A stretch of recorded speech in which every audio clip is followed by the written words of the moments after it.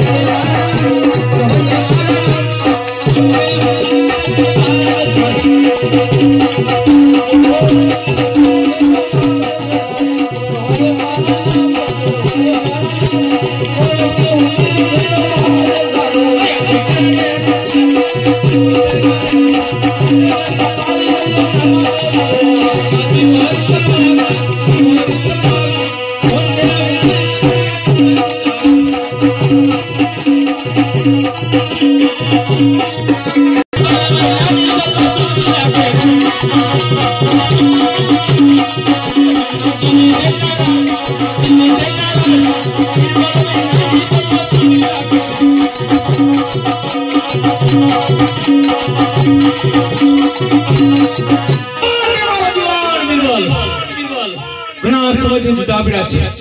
Bye.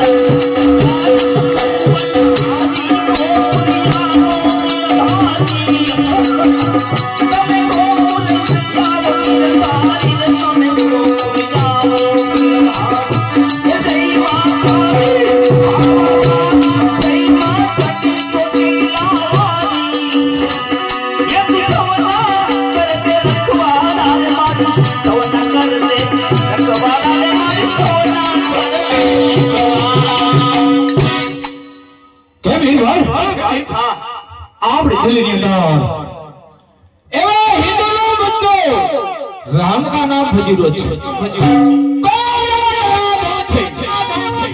તપાસ કરો કે દિલ્હીની અંદર राम का नाम आज मैंने काने पड़े छे। अच्छा बीरबल ની અંદર રામ का नाम नहीं दिल से बात था। अरे बीरबल જ્યાં સુધી કઢીના પડ્યા બીરબલ કારણનો દીકરો કઢવી એકની સાદી અંદર આવી અને રામ का नाम લઈ રહ્યો છે। શું કહી બીરબલ દેવ ગયો કઢવી રામ का नाम ભૂલી ગયો છે। હા આપણે દિલ્હીની અંદર રામ का नाम તમને છે। કે રામ કા નામ દિલ્હી છાડી છોડી દે એ તમારા બાદશાહના નામ લઈ લે કે રામ કા નામ લેવાની છે તમને છે દિલ્હીના બાદશાહના નામ હોય અને કદાચ બીરબલ ન માને તો ચાલાને હેન્ડલા માર પડતા કદાચ ન માને તો ચાલાને 7 મારની કોટડીમાં ફેરવાનો છે।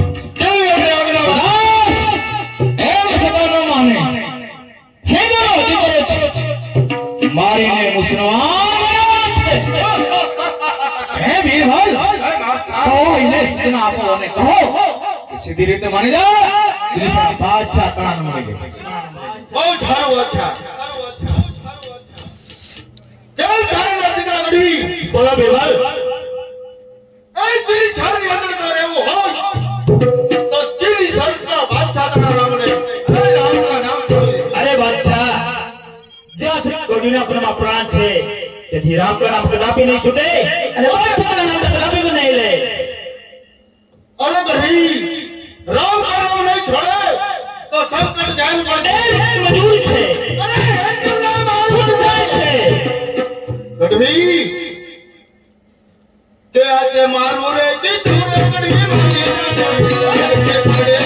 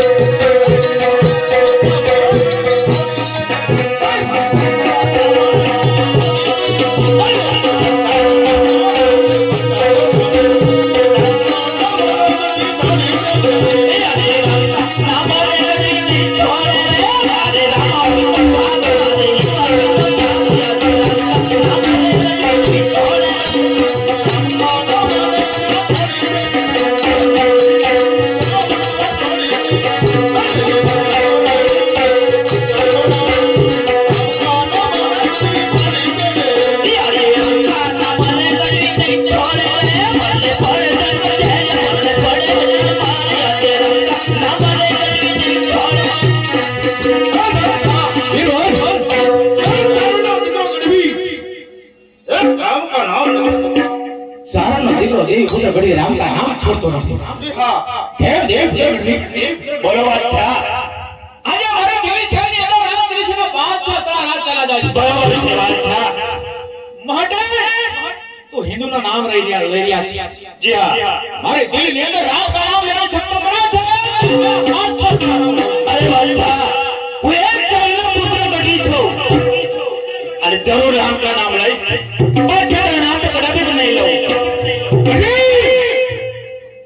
નો બચ્ચો છે એ હો મુસલમાન નો બચ્ચો છે अब तक तो मेरा नाम नहीं है और कभी से बादशाह बना। अरे बादशाह बीरबल नाम हल्का के ठाकरा नारा नहीं रन नाम हल्का के ठाकरा नारा नहीं रन कीर्ति उड़ा ए तो पड़ा नहीं पड़ा। बीरबल हम बादशाह आने बोली भूवानी जरूर लागे। बराबर છે बीरबल કદાચ ન માને તો એ મુસલમાન જરૂર બનાવો છે માટે કેવો નથી માનતો આપણે ખાસ જોઈ છે કેમ બની બોલો બાદશાહ અરે તારો રામ કા નામ માટે તને જેટલું સંકટ પડશે એ મને મજૂર છે। અરે હેન્ડલ માર પડશે ખુલાઈ છે સંકટ ગાલ છે એ મને મારો રામ અરે તારો નામ મારી વાંચે છે જોડા છે તારો રામ અરે કેવો હવે તું જોઉં છું તારા આજે મારા